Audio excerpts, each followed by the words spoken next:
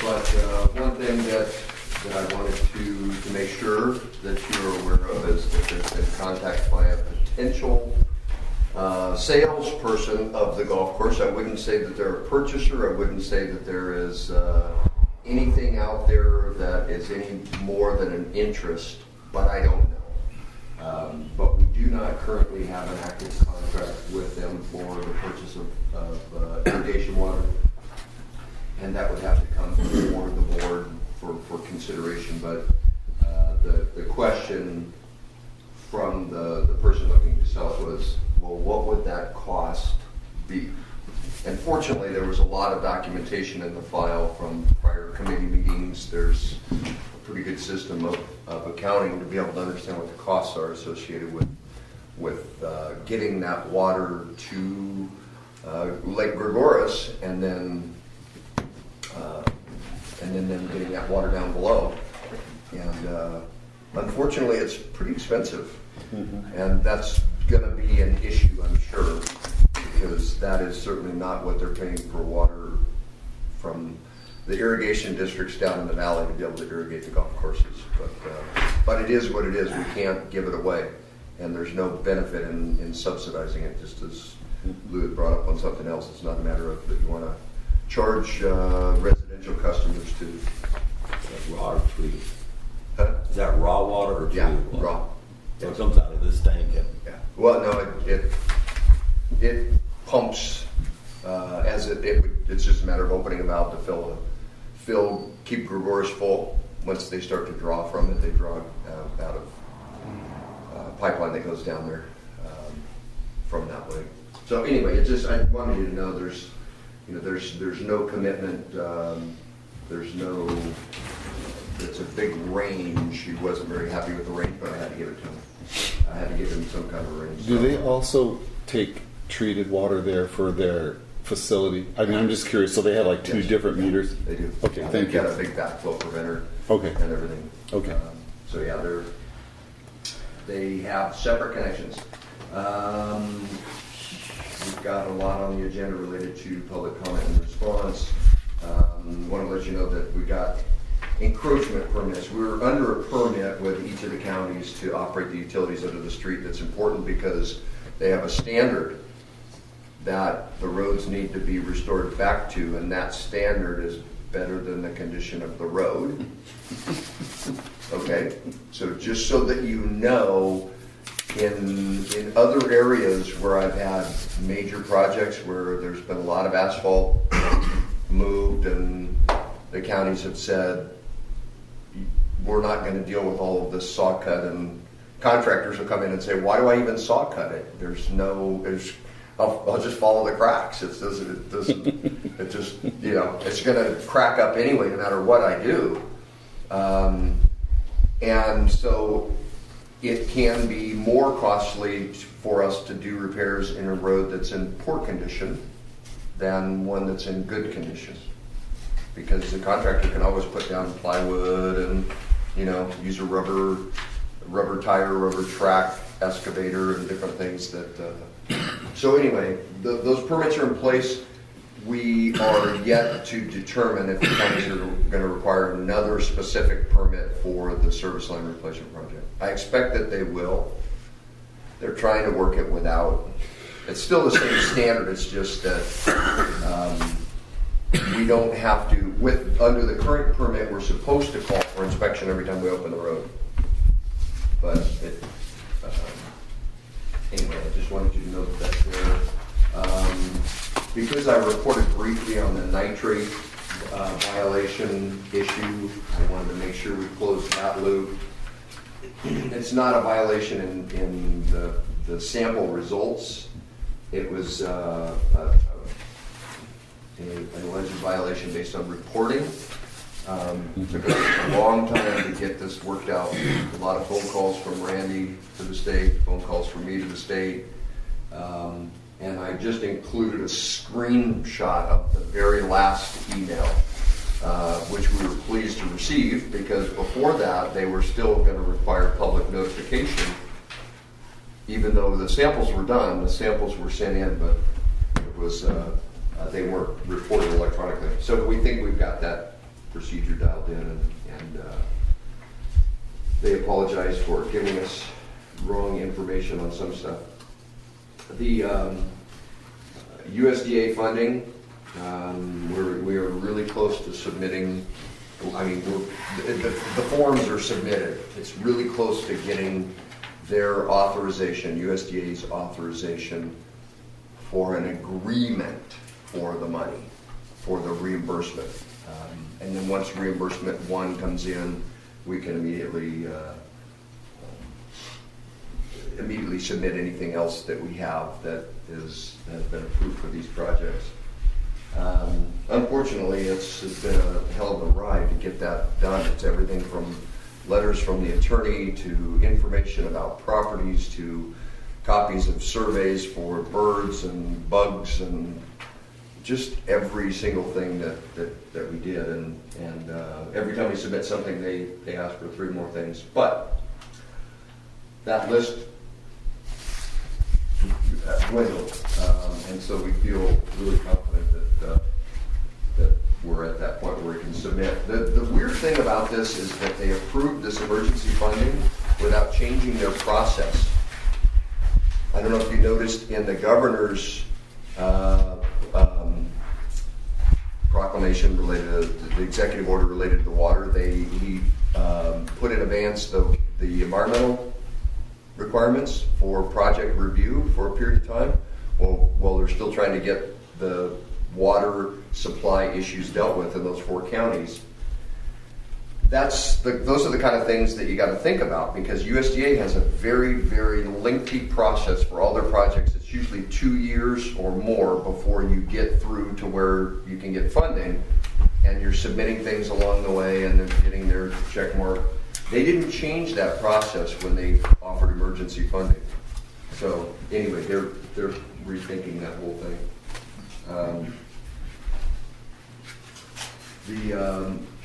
Russ, this is, I kind of put this in there for you because you've raised the issue of the reserve balances and won't they be back at this level. And so I had to at least put a little bit of thought into where we are today and what has been the major impacts on those reserves over time. I think it's important to take a look at this. Again, these numbers are rounded. You see a lot of zeros.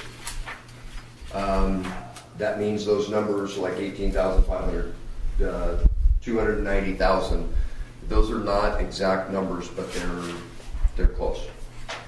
So I wanted to make sure that you understood that we expect or are estimating that when we're done with the projects that we currently have in progress and everything else, that we should be at about 820 to 850 That's in the bank. exactly right where I thought we'd be. Okay, I just wanted to make sure. I just wanted to put it on paper to make sure. Then intake booster 2, we have confirmation. Contractor is headed out there today to get their schedule together and everything else. That project, once it starts construction, will be done within a few weeks. And they'll shut down the system for the minimal amount of time that they can. During that time that they're shut down, we'll make sure that this is the intake pumping system. We'll make sure that everything is full and that the wells are all operating correctly, so that if we've got a 2-day downtime when they're making connections, that we won't have any problems there. And that's about it, other than some of this stuff. I'm sorry, I didn't even have to get my glasses out to be able to see what the heck because when it prints out, when it's on the screen, I can make it as big as you want it to be.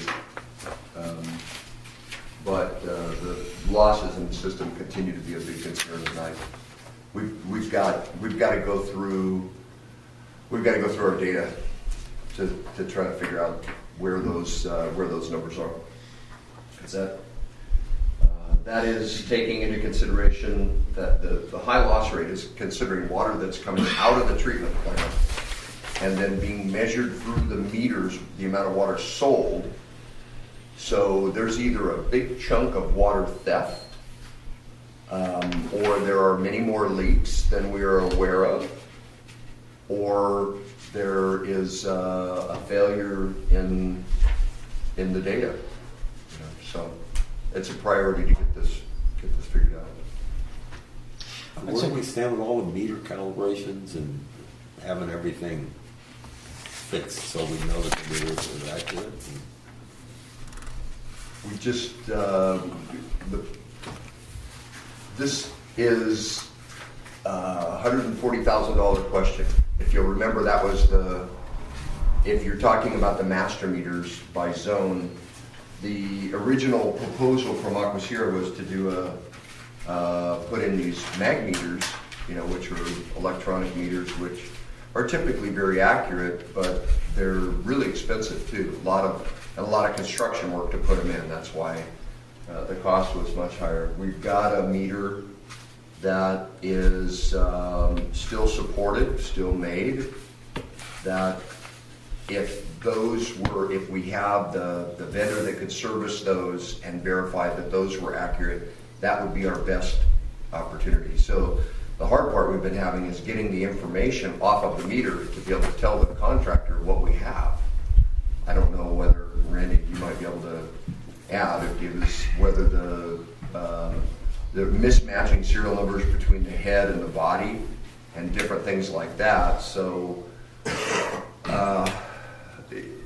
we're probably going to have a contractor come out and look at it. The last time I had my hands on any of this, Elizabeth asked me, go double check model numbers, serial numbers on the meters that are questioned, because 2 of the 3, I believe, the models and serial numbers are for 6-inch meters or 12-inch meters or 14-inch meters when there's an 8-inch meter sitting there, you know, and it's like somewhere in the past someone has taken parts off other meters and rebuilt these, and we don't even know what we have on the ground anymore.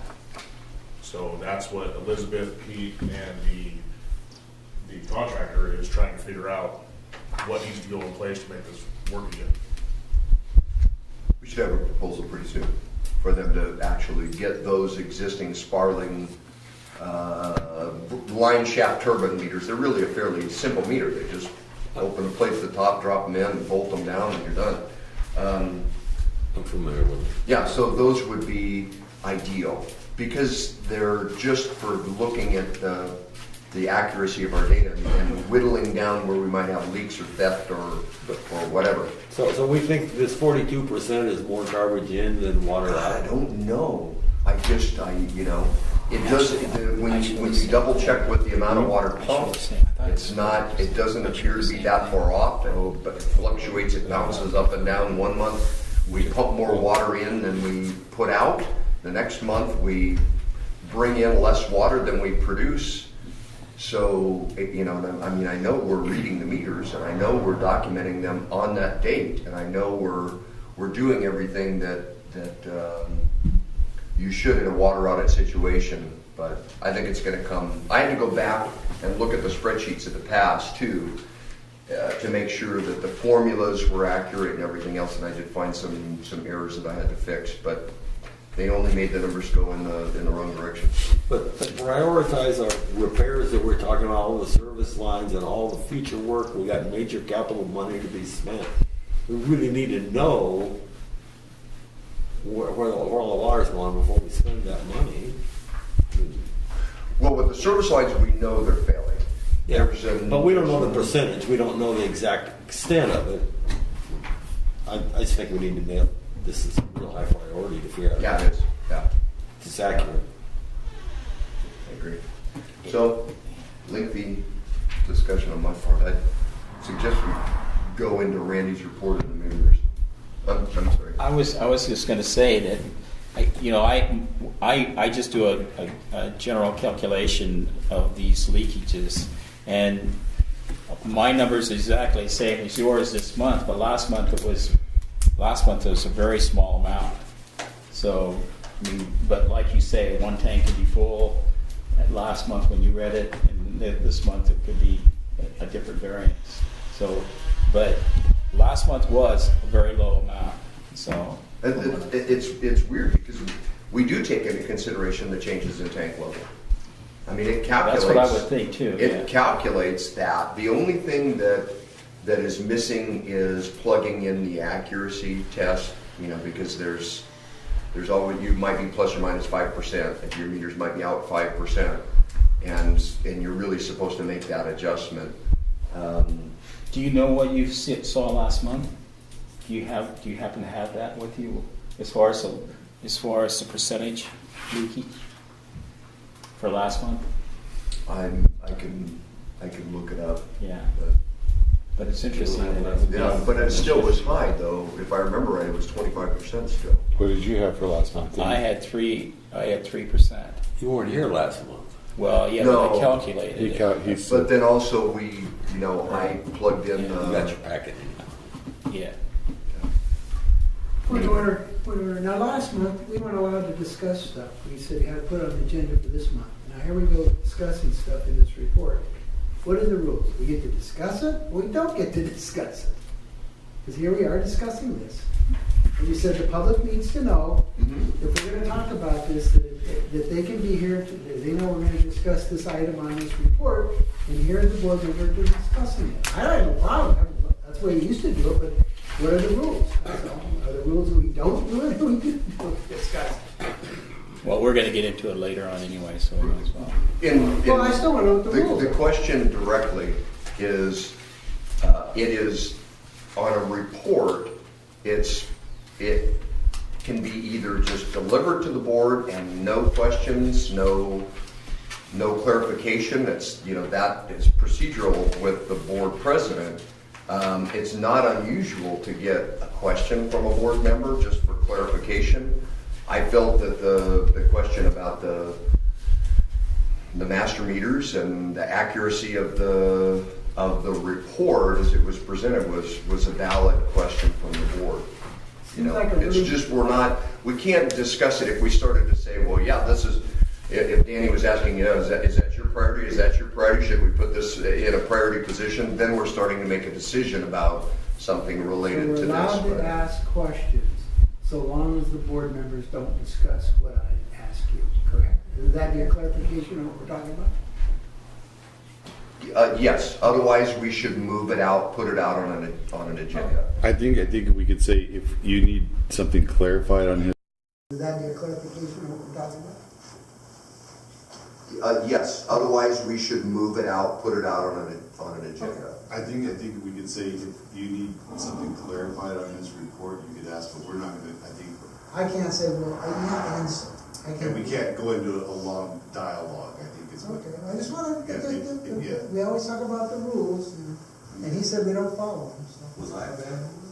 You're scolded. Well, no, we tend to get, what happens is we have the conversation and then we turn the report into a basic agenda item by bringing public comment into it and then addressing some questions, not addressing others, and then as you get out there, it feels like you're just saying no, you don't want to answer the questions. And in reality, these reports can go on forever. And it's not, in most agencies, the written report will be summarized, thank you, and it goes in the file. Yeah. Okay, thank you, Pete. All right, Mr. Randy. I have a question. You mentioned Gregorius, I've heard it pronounced many different ways. I don't know, are you aware that there is incorrect information reported to the State Water Resources Control Board regarding Gregorius? I didn't look past. Yeah, well, you should, if you're gonna be negotiating or talking with the golf course, you need to check into that, because it's a serious error. It's misinformation in the file regarding that pond. Also, on the potential water loss and such, has there been any follow-up on known areas of potential water loss problems, such as private water lines without CSD utility easements? That's all, thank you. Because that's been brought up a long time ago. Thank you. Wes. Yes, Mr. West. Can I make a comment too? You want clarification on the report? Yeah. Okay. I do, and, well, one, it's clarification, yeah. I got caught right in the middle of the end of the golf course, and it was tough. First of all, the pricing was wrong back in those days. We just weren't following the contract. But I've got an idea that this 4 to 6, it should really be closer to 7 or 8, and maybe even more than that. But more importantly is availability. I don't know how many of you guys remember how much water the golf course used. Anybody? I was here. Okay, how much? It was equal to the amount of water that the subdivision It used. was more, yeah, it was more. It was something closer to 600 acre feet, which is very significant given the availability that we've been working with. We're down around a little over 300. And so this is not a small player, and it's very important in the times of drought and things of that nature. We have to live with that minimum pool. So it's very, very serious that if your interpretations can influence any sales price. And there's nothing like a $5,000 invoice to an attorney to put a stop on everything you're doing for 2 or 3 years or something. So it's more than just throwing out a number.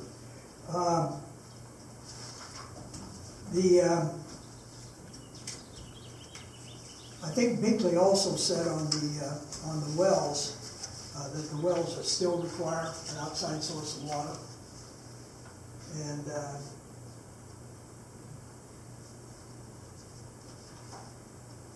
that's good enough. Okay, thank you. Randy? Okay, I don't know if I need to read this report or not, but I'm really kind of unsure if I'm supposed to ask you guys if you have any questions.